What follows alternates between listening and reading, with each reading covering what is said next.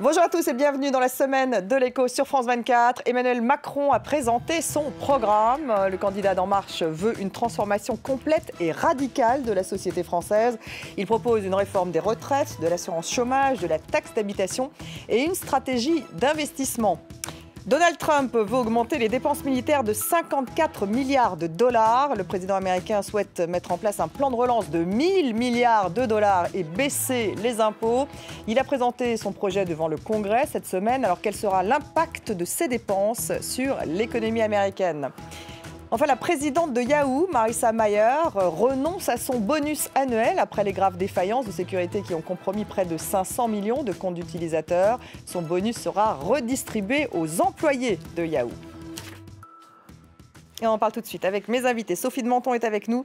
Bonjour Sophie de Menton, présidente du mouvement éthique. Benjamin Corria, bonjour, professeur d'économie à Paris 13 et également membre du conseil d'administration des économistes atterrés. Jean-Marc Daniel, bonjour, professeur à l'ESCP Europe. Alors on l'attendait depuis plusieurs semaines, eh bien c'est fait. Emmanuel Macron a présenté son programme. Le candidat d'En Marche a dit vouloir une transformation complète et radicale de la société française. Il propose plusieurs réformes, une réforme des retraites, une réforme de l'assurance chômage, de la taxe d'habitation et une stratégie d'investissement. Alors est-ce le programme d'un réformateur radical ? Quelques réactions, on en débat ensuite. Nous proposons une transformation complète, radicale, un changement de logiciel sur beaucoup de sujets. Ce que nous allons proposer à nos concitoyens n'est pas de les réformer, parce qu'ils n'attendent pas d'être réformés. C'est un projet de sécurité professionnelle nouvelle qui est ici porté, articulant une réforme en profondeur de notre assurance chômage pour en faire un droit universel, avec des devoirs pour chacun. Il y a dans votre région telle ou telle offre d'emploi. Et si je la refuse ? Vous pouvez en refuser une, pas deux. Si vous refusez la deuxième, vous sortez du système et vous n'êtes plus indemnisé. Il y a aujourd'hui une campagne qui est minée par quoi ? Par les affaires qui concernent Madame Le Pen et François Fillon et qui finalement saturent l'espace public, par le feuilleton amoureux d'Emmanuel Macron avec une partie de la droite française et qui scelle le contrat de mariage à coût de dizaines de milliers de fonctionnaires en moins ou de dizaines de milliards d'euros d'économie de la dépense publique en plus. Il faut en sortir et nous concentrer aujourd'hui sur l'essentiel. Alors Jean-Marc Daniel, est-ce que c'est un réformateur radical Emmanuel Macron, il a voulu se distinguer de François Fillon en disant « je ne suis pas réformateur » parce que le réformateur c'est François Fillon, mais en revanche je veux une transformation radicale de la société, prenant un terme plutôt de gauche en fait, la radicalité. C'est qu'effectivement il s'inscrit dans la logique de ce qu'il était quand il était ministre. D'ailleurs je trouve que quand il était ministre, il était plus audacieux dans ses propos qu'il ne l'est devenu en tant que candidat, puisque sur la fonction publique par exemple, il avait annoncé que le statut de la fonction publique n'était pas forcément un totem absolu et qu'on pouvait réfléchir à l'abandonner, de même quand il avait parlé du chômage, il avait eu cette formule, la génération d'aujourd'hui aura plus de clients que d'employeurs. Donc il y avait des formules assez chocs, il y avait une vision assez audacieuse de la société. C'est le cas ou pas hier ? Parce que vous avez hier, c'était avant. Parce que, alors, il a quand même dit des choses importantes, notamment sur tout cet aspect travail. Je pense qu'il est un peu dans cette logique de société de clients plutôt que d'employeurs, même s'il ne va pas jusqu'au bout de cette logique.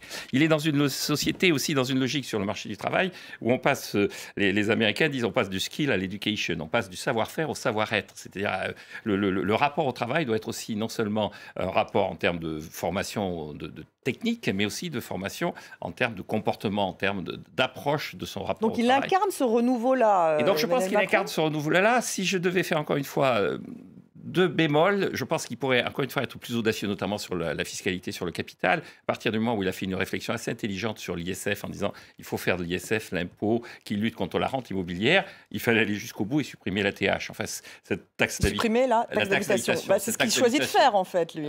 Il en garde 20% des... Donc au lieu d'aller jusqu'au bout, encore une fois, c'est un impôt qui est le lointain héritier de la fiscalité du directoire, qui a très mal vieilli. Il faudrait revoir les valeurs locatives. Il faudrait qu'il aille plus loin donc sur la suppression de la taxe d'habitation. invitation. De même, je pense, sur les dépenses publiques, il n'a pas été très précis, mais ça, c'est normal. Et je pense qu'il aurait pu avoir encore plus d'audace dans l'idée, on va véritablement priver certaines choses. Je rappelle que la Cour des comptes a dit dans son dernier rapport qu'il allait faire des économies d'une ampleur inédite et que ces économies supposaient qu'on revoie le périmètre de l'État. C'est-à-dire qu'on ne peut plus se contenter de grappiller à gauche, à droite, il faut véritablement réfléchir aux missions de l'État. Il veut faire 60 milliards d'économies. On va y revenir. Benjamin Coriat, pour vous, de qui est-il l'héritier, Emmanuel Macron?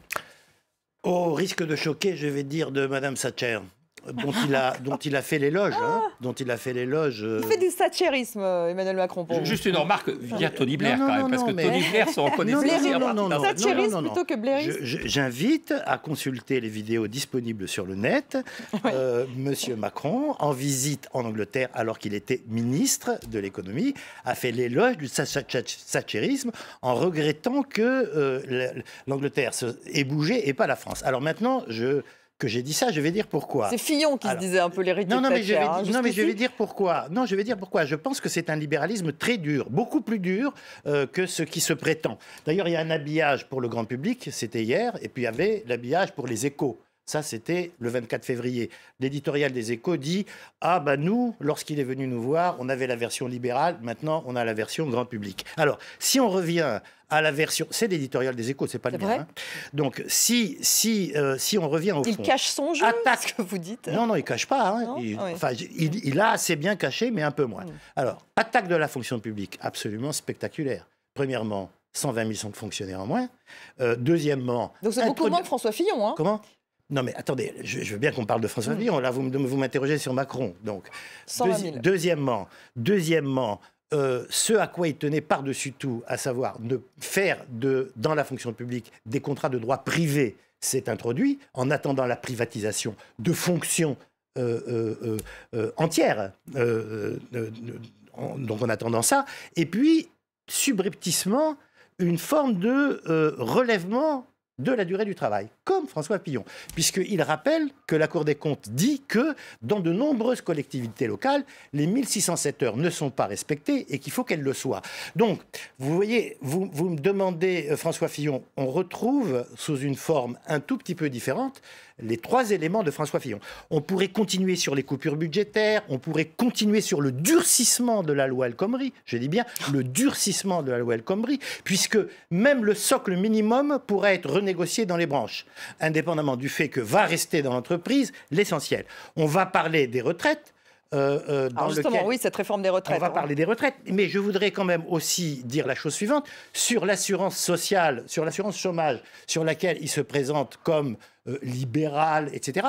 Il veut étatiser, si j'ai bien compris. Qu'est-ce qu'il nous dit ? Non, mais ça, il y a l'aspect étatisation. Mais qu'est-ce qu'il nous dit ? Il nous dit, il va beaucoup plus loin que Fillon, qui proposait simplement des coupures au cours du temps pour les chômeurs de longue durée.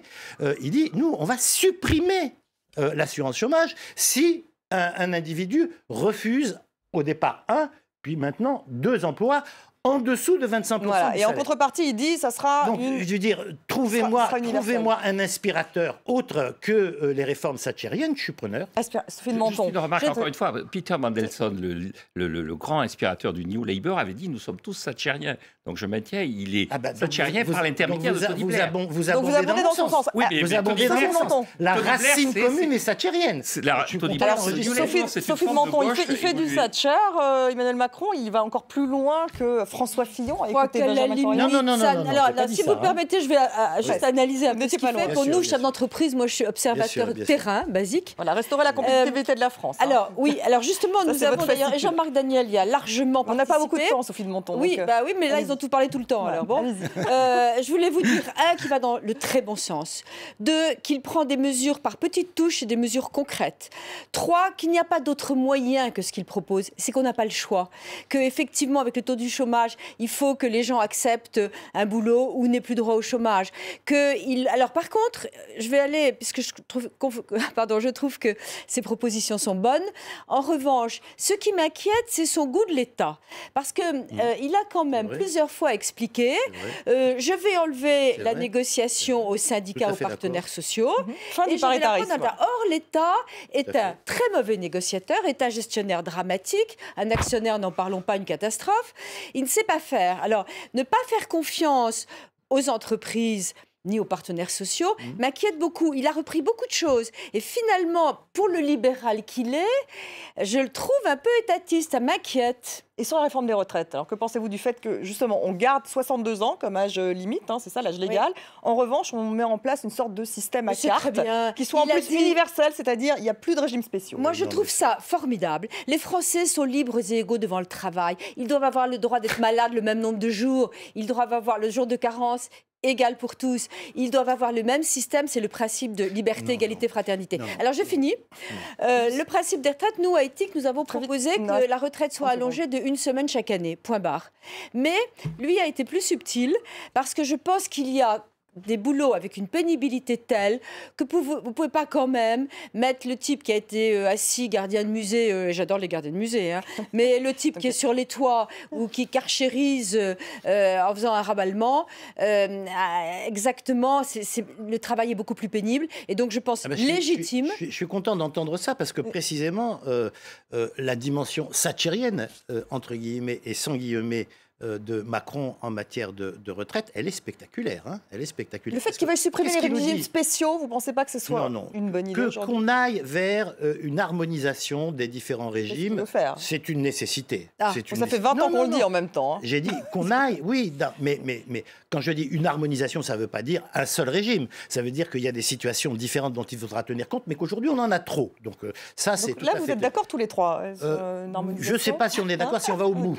Parce que la réforme proposée par Macron consiste à faire ce qu'on a fait aux États-Unis il y a une vingtaine d'années, à l'époque de Reagan, passer d'une situation dans laquelle les revenus de la retraite sont garantis à une situation dans laquelle c'est la cotisation qu'on va payer qui est garantie. Ça veut dire quoi ? Quand il nous dit 1 euro de cotisation va donner les mêmes droits à tout le monde, mais c'est un pur scandale. C'est un pur scandale. Ça veut dire que les millions d'euros ou les centaines de milliers d'euros qui sont gagnés dans le privé en faisant du conseil pour des restructurations, etc., c'est la même chose que l'euro qui a été gagné à la sueur de son front par le cuisinier de chez McDonald's ou par le mineur. C'est ce qui veut dire... S'il n'y a pas de principe de solidarité, s'il n'y a pas un principe de transfert, on est dans une inégalité totale. Et de toute façon, l'État n'aura pas les moyens de payer nos retraites. Alors il va falloir faire quelque chose. C'est une autre question. Mais non, c'est pas une autre question. C'est une autre question parce qu'il n'a pas dit, il n'a absolument garanti rien du tout. Il a seulement dit, casse le principe de solidarité à la base de la société. Pas dit ça comme ça. On n'a plus le temps. Non, je crois que vous lui faites dire des choses qu'il n'a pas dites. Merci à tous les trois. On se retrouve. Je vais au bout de ce qu'il n'a pas osé dire, mais ce qui est écrit. On se retrouve dans la deuxième partie, dans quelques minutes après le journal. On va parler de Donald Trump. Restez avec nous.